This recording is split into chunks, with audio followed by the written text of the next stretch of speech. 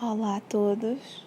Hoje eu vou ler uma parte do livro que tem como título Eu Mereço Ter Dinheiro, que é do Reinaldo Domingos. Na verdade, eu já comecei a ler este livro faz algum tempo. É sobre educação financeira, principalmente para as raparigas. E hoje aqui, no meio da minha leitura, deparei-me com uma história curta que se encontra no segundo passo, acho que é o mesmo que o segundo capítulo, neste caso, da história. Então, vou ler aqui convosco a história e depois fazemos uma análise de que conclusão tiramos da mesma, de lembrar que é tudo em torno da educação financeira para a rapariga. Sendo assim, começo por dizer que este segundo capítulo tem como título Merecer. E logo abaixo deixam-nos uma mensagem que é: cuidado com o que você deseja. Pessoas movidas por impulso quase sempre erram. E indo para a nossa história, era uma vez uma menina chamada Caixinhos Dourados. Certo dia, ela estava a passear por um bosque e encontrou uma casa vazia. A garota não resistiu à tentação e entrou para espiar o que havia lá dentro. Mal sabia ela que se tratava de um lar onde residia uma família de ursos, pai, mãe e filho. Na sala de casa, Caixinhos Dourados se deparou com 3 tigelas de mingau servidas sobre a mesa. Uma grande, outra média e uma pequena. Ela achou que o mingau da tigela maior devia estar quente demais e o da média um pouco frio. Sendo assim, resolveu comer o mingau da tigela menor. Caixinhos Dourados seguiu em direção a uma segunda sala, onde avistou 3 cadeiras, uma grande, outra média e uma pequena. Tentou sentar-se na cadeira maior, mas achou muito desconfortável. Então experimentou a cadeira média, mas achou que era grande demais para ela. Por fim, resolveu sentar-se na cadeira pequena, que se quebrou. Cansada, a garota procurou um lugar para repousar. Encontrou um quarto com 3 camas, uma grande, outra média e uma pequena. Experimentou cada uma e resolveu deitar-se na cama menor, onde acabou adormecendo. Algumas horas depois, os donos da casa chegaram, viram toda a bagunça feita e se depararam com uma menina dormindo tranquilamente no quarto. Existem 2 versões para o final deste conto de fadas.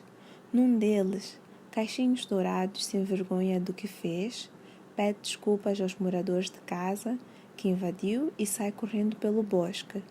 Na outra versão, a menina é devorada pelos 3 ursos como castigo.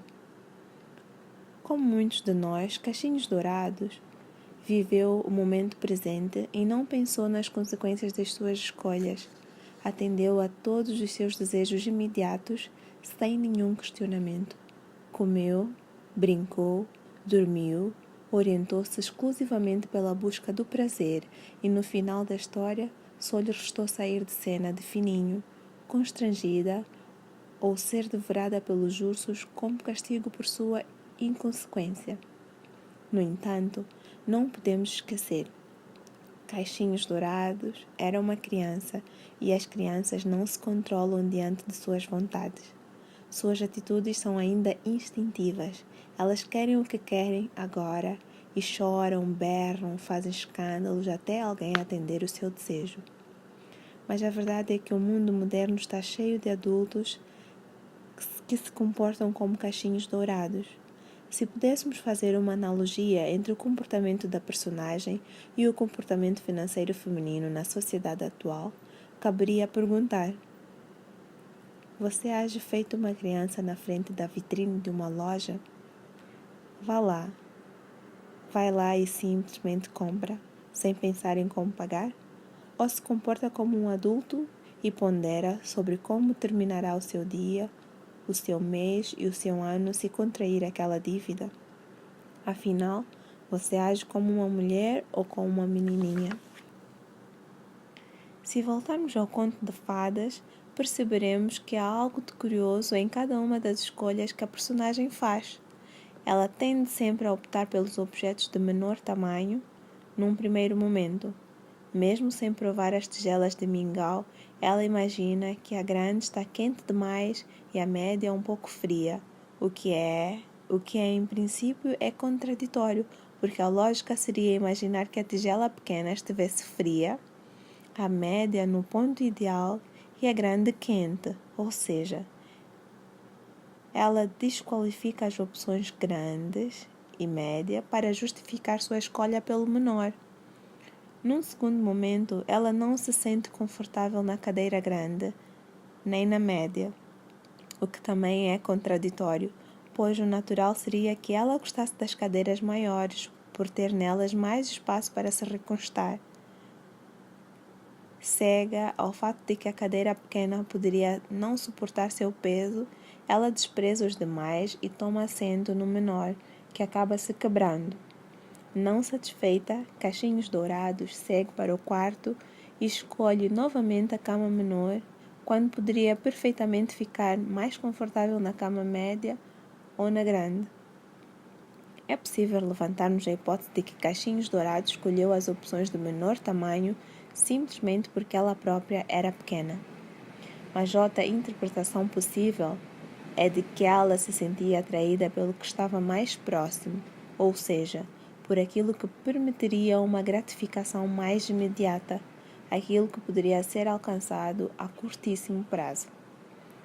Seria perfeitamente possível ponderar ainda que o comportamento da menina espelha o comportamento de muitos de nós, quando em certas fases de nossas vidas nos enxergamos como menores, algumas vezes até inferiores, e concluímos, ironiamente, que não merecemos algo maior ou melhor. Seja como for, uma das lições que fica é a de que precisamos aprender a dimensionar melhor nossas escolhas e a pergunta que se impõe é: será que às vezes nos contentamos com pouco e deixamos até de desejar algo melhor, excluindo de antemão a possibilidade de nos realizarmos mais plenamente? E por oposição, será que outras vezes fazemos escolhas erradas justamente por achar que merecemos mais do que aquilo que seria razoável naquele momento? Pergunte-se sinceramente: quantas vezes você já abriu mão das coisas por achar que não as merecia? Quantos sonhos já deixou de realizar por imaginar que não estavam ao seu alcance? E por outro lado, quantas frustrações já acumulou ao longo da vida, dando passos maiores que as pernas?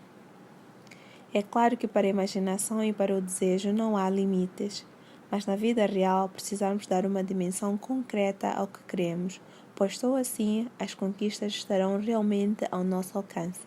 Não importa o tamanho ou o preço dos nossos sonhos, joias, telefones, celulares, computadores, carros, imóveis, terras, viagens.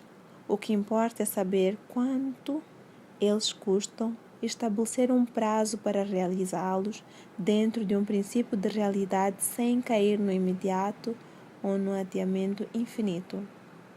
Uma coisa é certa: se você usar todo o seu dinheiro para satisfazer os desejos imediatos, nunca conseguirá acumular uma quantia suficiente para concretizar os seus sonhos mais ambiciosos, que naturalmente precisam de mais tempo para acontecer, e jamais terá efetivamente dinheiro para se sentir segura e fazer as melhores escolhas nos momentos mais oportunos. Por isso, é fundamental que você estipule consigo mesma o prazo, dias, meses, anos, no qual pretende conquistar cada um dos seus sonhos. Se achar que estabelecer datas, os sonhos ficarão distantes, eles acabarão sendo sempre deixados para depois, mês a mês, ano a ano. E você terminará cedendo a impulsos momentâneos que consumirão todos os seus recursos. Por exemplo, ter dinheiro guardado pode ser um dos seus maiores sonhos, porque se você tiver uma reserva financeira suficiente para manter o seu padrão de vida por um longo tempo, caso algo inesperado aconteça, você terá mais tranquilidade para superar eventuais imprevistos que possam cruzar o seu caminho.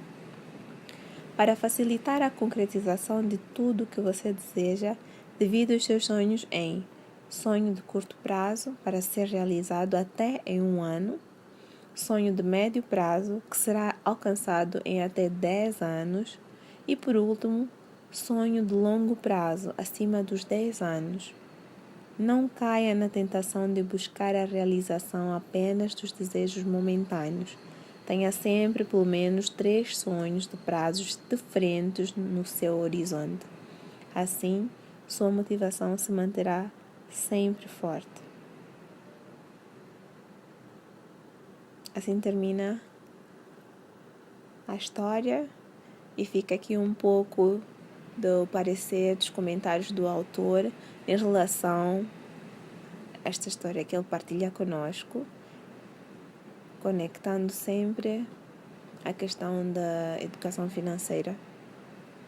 Então, eu queria saber o que vocês acharam do conto, o que acharam da história e, principalmente, e por outro lado, em paralelo, se gostaram da leitura, se gostaram da voz, acharam que está baixa, que está alta, que podem deixar alguns comentários em relação à minha dicção, porque no fundo o que eu quero fazer com este projeto é, à medida que eu vou lendo, eu vou aprendendo e eu vou partilhando. Isto estimula não só a mim a manter o gosto pela leitura, como também a perceber, a melhorar a minha explanação e também deixar contos que se calhar algumas pessoas não têm tempo para ler, mas podem ouvir ao longo das suas caminhadas em direção ao trabalho, à escola, no seu tempo livre, sentados em algum ponto à espera do atendimento. Sim, é uma espécie de um audiolivro, um pequeno áudio, não é? Pronto, já cantarolei demais. Desejo-vos uma boa noite, que agora é noite. E deixem nos comentários o que acharam sobre a leitura. Beijinhos. Encontramos-nos no próximo episódio.